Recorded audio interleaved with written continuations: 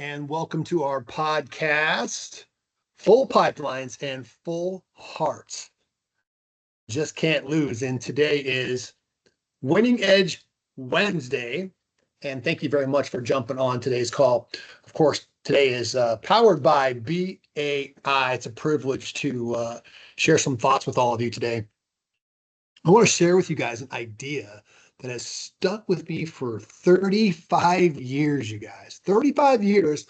I was actually in college, University of Nevada, Las Vegas, my organizational behavior class and teacher, my favorite teacher of all time. His name is Dr. Gerald Gall, no longer with us, but what an amazing man. A little sidebar here. I actually met my future wife at a Van Halen concert, you guys. And then on our first date, we got to talking about our college experience, and I asked her about her favorite professors and classes, and she said, without a doubt, her favorite was the same man, Dr. Gall. And so we really hit it off. I knew this one was a keeper when we had that in common. Anyways, I digress. But anyways, Dr. Gall had this principle that he shared with his class in a book that he wrote, and he called it the theory of balanced management. And this principle went like this. And he said, any strength carried to an extreme has the potential to become a weakness. Okay? So give that some thought. Oftentimes, if you want to identify where you might have a weakness that could potentially expose yourself or something you want to improve upon, oftentimes you could discover this weakness by first determining what your greatest strength is. Oftentimes when we have a strength, we tend to double down on our strengths, and sometimes, not always, but sometimes these strengths can become an extreme and transform into these weaknesses. It's an interesting dynamic. Let me give you a couple examples. The Titanic, right? The Titanic, yes, the ship. The Titanic is at the bottom of the ocean right now as we speak, because the ship was built too darn big, too strong. They were too confident. This ship was unsinkable. They didn't have to be cautious around the icebergs, right? Because the ship was too big. They didn't have to worry about it. Overconfidence, right? Here's another example. A man takes his role as provider for a family very seriously and kind of associates his self-esteem to his role as a provider, becomes a workaholic, but ultimately, ends up sacrificing quality time and relationship with his family for financial gain. And of course, a strength his family did not want for financial resources, but he missed the relationship, right? And end up leading to divorce and resentment and so forth.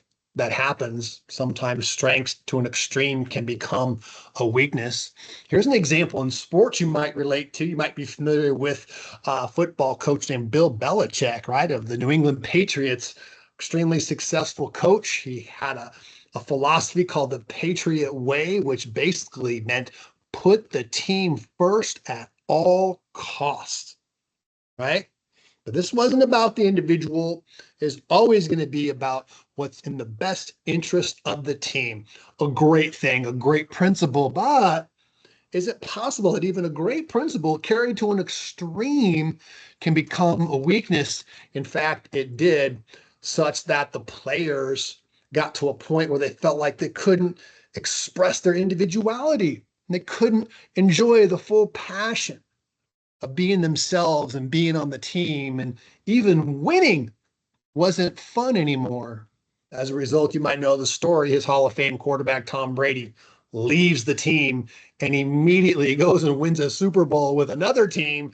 Meanwhile, Bill struggles to even just win a few games, ultimately loses connection with the team and his job and his career in the NFL, you guys, right? So any strength carried to an extreme has the potential to become a weakness. And again, this is all about just being self-aware, right? And making sure that you are always working on the most important asset that you have, which is you, right? The late, great Jim Rohn had a great quote. Maybe you've heard this before. He said, if you work hard at your career, you can make a good living. But if you work hard on yourself, you can make a fortune. Now, in our industry, I believe that we have a strength that we should be mindful of, right? Just be aware, be mindful of this principle that any strength carried to an extreme has the potential to become a weakness. We are hyper focused on helping our clients find the right brand, the right franchise opportunity. We get fixated on this idea.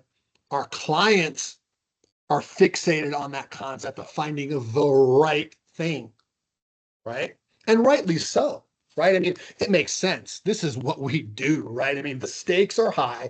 Getting involved in the wrong franchise opportunity can be a disaster, right? And lead to all kinds of pain, right?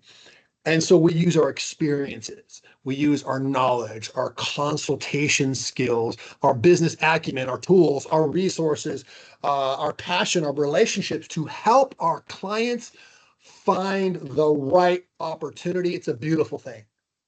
It's a beautiful thing. No doubt about it. But let me ask you, do you think it's possible that we can get so caught up trying to find the right franchise opportunity brand and forget to help our clients find success and find confidence and find reassurance, not from finding the right thing, but from within? Is that possible? I think so. I think it is. Have you noticed that sometimes even the best item 19 and fantastic validation calls and an amazing discovery day sometimes is still not enough? Sometimes, no matter what you and the franchisor does, and the boxes we try to check, it's never enough because our candidate is looking for confidence and certainty outside of themselves.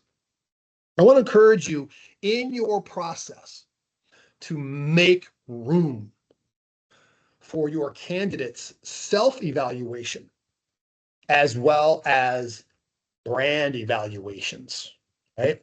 Make room for self-evaluations as well as brand evaluations. I mean, look, our clients want to mitigate risk. Our clients want to ensure their success, and they should. After all, this is the strength of franchising. This is what franchising is all about, doing this.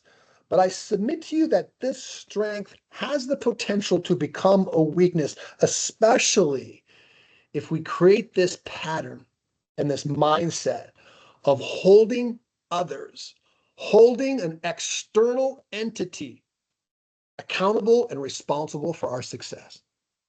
That can be dangerous. If we think that it's all about just finding the right thing and not about us taking ownership and making a commitment to do what it takes to be successful, if we let that happen, then we're going to be missing the boat big time. A university, you guys, a fitness gym, a marriage, a franchise. These are all opportunities, you guys. They are not insurance policies. They're just opportunities, right? And the biggest indicator of your success, whether it's going to a university or going to the gym or involved in a marriage or a relationship or in a franchise opportunity, the biggest predictor of success is not what the average person is earning in the brand, but what you are bringing to the table. What you are bringing to the table. Finding the right brand is almost as important as being the right entrepreneur. Can you make time and find a moment where this conversation can be had in a very tactful, inspiring way with your clients. I think you can. I think you'll find that it will be a really incredible addition to the value that you bring to the relationship. I believe we are now called upon, you guys, to be more than just consultants. We need to be coaches. We need to be leaders. Help people not only find the right opportunity, but to commit to be the right entrepreneur. To realize that, yes, of course, we are investing in the right brand. But most of all, business ownership and franchising, it's really about betting on yourself. It's really about investing in your most precious asset, yourself. Great quote from Henry David Thoreau. Perhaps you've heard it. It goes like this: if one advances confidently in the direction of their dreams and dares to live the life that they have imagined, they will meet with a success unexpected in common hours. That's a great one, right? Remember, you guys, franchise consultants here at BAI, we impact lives, and we have the opportunity to do that in a profound way each and every single day. Full pipelines and full hearts, can't lose. Thanks for jumping on today's call. Have a great day. I look forward to speaking to you next week.